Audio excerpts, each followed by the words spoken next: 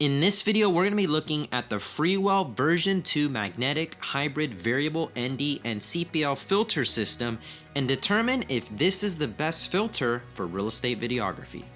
The fact that it has a quick on and off magnetic hybrid filter system makes it so versatile because honestly, I haven't used any other lens system like this one. So let's get into the video right now.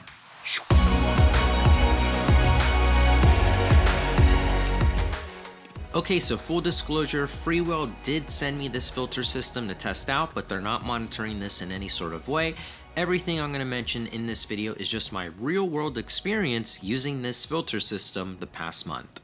So speaking of, let's get into the packaging and the build quality of this, because honestly, right off the bat, this is super nice. As you can see, it comes in a really nice like leather stitched casing, cool little hook on the back of it right there.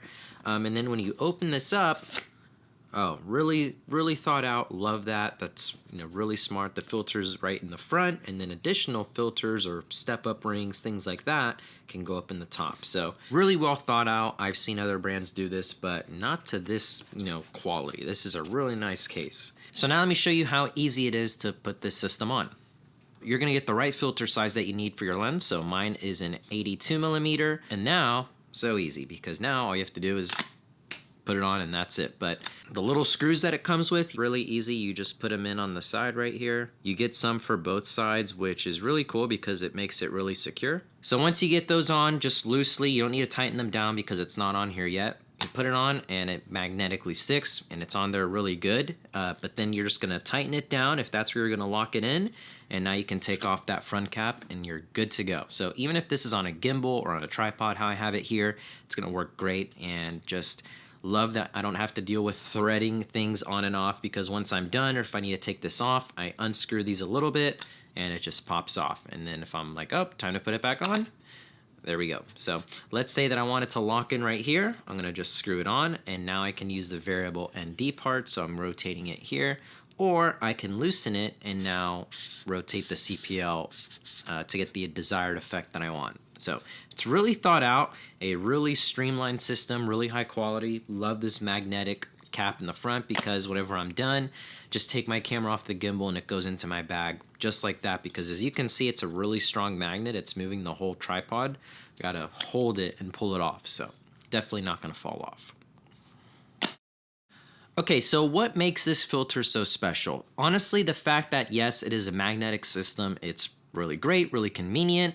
No more threading filters on, accidentally dropping them, and that's how I actually messed up my last filter. So really don't want to keep dealing with those, especially because I'm in mixed lighting scenarios whenever I'm shooting real estate where I'll use a variable ND filter outside, then I have to come inside, take it off, and so I always have to thread filters on and off. It gets really annoying. So having this quick magnetic system is really nice, but also the fact that it's a variable ND and CPL filter in one. That's super handy, especially for real estate video work, because you want to keep your shutter speed double the frame rate. So let's say that you're shooting in 60 frames per second outside on a sunny day, but you want to shoot at whatever desired f-stop. Like I personally like to shoot almost wide open on my 15 to 35 because kind of gives it more of that drawn in look to whatever I'm shooting, and it kind of blurs a little bit of the edges and softens the highlights. So I want to be able to shoot at that by not cranking my shutter speed, and I don't want to be shooting at f22 where everything is in focus and it looks just like a high quality iPhone video. So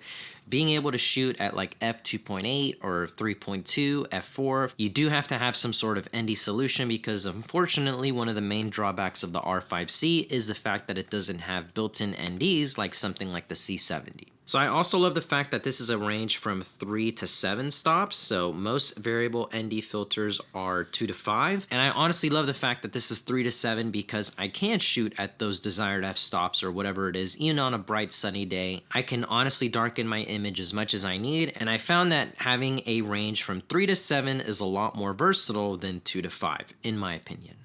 And I love that they also thought about the fact that this is future proof. So for example, if you are using a lens that is a smaller thread size, all you have to do is get the right step-up ring and you'll be able to use still this system for all of your lenses. You don't have to buy this in one size or another. like I've had to do with other regular filters in the past, where I have an 82mm filter, a 72mm filter for different lens sizes. Kind of silly to have multiple versions of filters when you could just use this and have a step-up ring for different thread sizes. Okay, so now for the actual image. How does the image look whenever you're using this filter? So I can honestly say the image looks really good. So they say that it is true to color, and I think that is really, really close to being accurate. In my tests, I found that it did shift the colors a tad bit. I've never honestly used any filter, any variable ND or CPL filter that doesn't do that in some sort of way. But the thing is, some filters can shift your colors to look worse, or just damage the quality of it, make it softer, or just, you know, completely give it a weird tint. And honestly, I noticed that this gave my footage a bit of a more bluish hue straight out of camera, which is easily adjustable in editing, super easy, just adjusting your white balance. But it honestly gave it a really pleasing image right out of camera. I didn't notice it just, you know, hurting the image in the sense of like softening it, or, you know, not making it as sharp, or just completely shifting the colors. It still looks really good, and honestly a lot more color accurate than other ones I've used. And if you're also getting value out of this video, you should really think about joining my community. I started a community last year that now has almost 200 members and growing every single day, where I post exclusive behind the scenes videos of actual job shoots, and you get access to a private Discord group where everyone is constantly chatting about all things real estate photo and video, anything to help you just grow your business and take it to the next level. And you get a digital welcome pack for joining of some of my most used digital assets like presets, LUTs, and some audio presets and much more. So if you're interested, head to the link in the description. It's only $5 a month to join. Now back to the video. So now a little bit about the 1/4 snow mist filter. In this example, it just gives your photos or video a bit of a dreamy feel like that. So here I have the flash on my phone. There's no filter on my lens right now. It looks really digital, not bad, but if I throw this on, wow, you can see it gives it a really diffused and much more pleasing look than this. Like, this just looks like, you know, like I said, not bad, pretty digital, but this looks like I'm using a cinema lens. I'm looking at my monitor, by the way, that's above my camera, and like, wow, that looks really cool, actually. Like, dang. Yeah, looks really cool. That's the effect that you can give your highlights whenever you use this filter. So I also really love the fact that you can stack their filters, again, magnetically. So I have the variable ND CPL filter on my lens, and I can stack the 1/4 snow mist just like that. And obviously it's all magnetic, it's not gonna come off. And I can still put that top cap, you know, right on top as well. So really love that. Magnets for the win. Okay, so now let's talk about some drawbacks. The first one, and the main one, being the fact that there is no standalone CPL filter version for the system. In other words, you only get a variable ND and CPL combo. So you can't take this off and then put just a CPL. That's really the one thing that I wish, because this is perfect for outside filming for real estate video work, because there's so many times where I want to use my variable ND to keep my shutter correct and just darken the image to what I need. But then I also wish I had a circular polarizer filter to kind of give back a little bit more detail on the shine on the grass or on the roof, things that might be blown out. So using this is perfect, but because there isn't just a CPL filter version, I can't use it inside. So I do have to take it off and then either use one of my other filters or not use a filter, depending on how much shine or glare there is in the home, like on wood floors. That's my only main drawback, because I would love to just leave this system on, only use this. And so if they were to come out with a version of this that's only a CPL version, that would be so freaking great, because you would just take this off once you're done shooting the outside and then put on the CPL version and shoot your inside and be good to go. But I know that this isn't aimed for real estate videographers only, but that would be so convenient. So that's my major drawback. The other ones are really small, which I already mentioned. The slight color shift, which is, in my opinion, not a deal breaker whatsoever. And the other one, which is just notorious for all variable NDs that I've ever used on ultra wide angle lenses. And that is whenever you're filming really wide. So this is my 15 to 35. I shoot all of the wide real estate video shots at 15 mil to get that really wide perspective.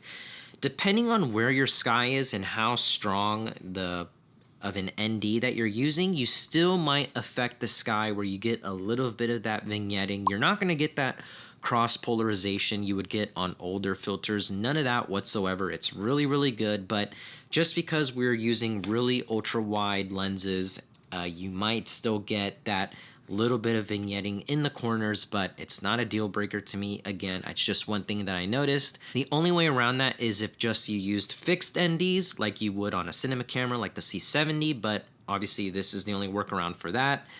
So not a deal breaker, but just something I wanted to mention. If you don't shoot at wide angles and you're shooting at like 24, 35 for regular video production work, then you're not going to really notice that whatsoever. Okay, so just finished wrapping up testing the Freewell variable ND CPL, and so just wanted to give my final thoughts. Hold on, let me adjust this because I'm filming with it right now. Well, I need to go back home. It's about to start raining. So the fact that you can control both your ND and your circular polarizing effect is great, because I didn't really do that on my real estate shoots when I first was testing it. I just would lock the filter in and then automatically adjust the ND, and that's it. But you can adjust the ND and then you can adjust your CPL effect by loosening the screws and adjusting it to save your image, because sometimes I feel like NDs will totally ruin your image, and so that's a big plus, being able to do that. So really happy with it. Like I said, I'm probably gonna keep using it on the R5C for sure. Also, super funny, what side is it on? That's my Insta360 X4, the one that shoots 8K. Got some BTS with that, gonna be doing a review on that. This right here is really cool. This is a neck fan. Keeps you nice and warm here in Texas summers, so. Okay, so final thoughts. Like I mentioned, I am overall really, really satisfied with this filter system. I hope they keep expanding on it, especially like possibly adding just a CPL version. Other than that, if I need a variable ND and CPL solution, this has been living on my lens for practically any shoot I've done. I just love how easy it is. It just snaps on and off. Just makes it really easy and convenient, especially if you have your camera on a gimbal, where that's really annoying to thread something on and off when you have your camera on a gimbal.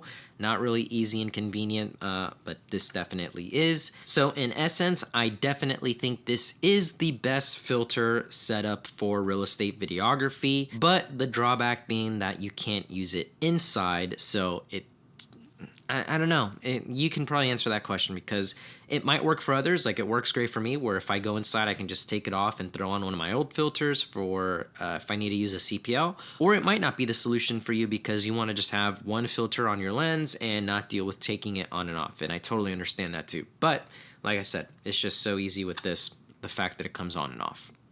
So if you're also interested in picking it up, you can head to the link in the description below and support me in the channel. So leave a like if you enjoyed, comment down your thoughts, subscribe if you haven't already. I would love for you guys to be part of the channel and the community, and I'll see you guys in the next video. See ya.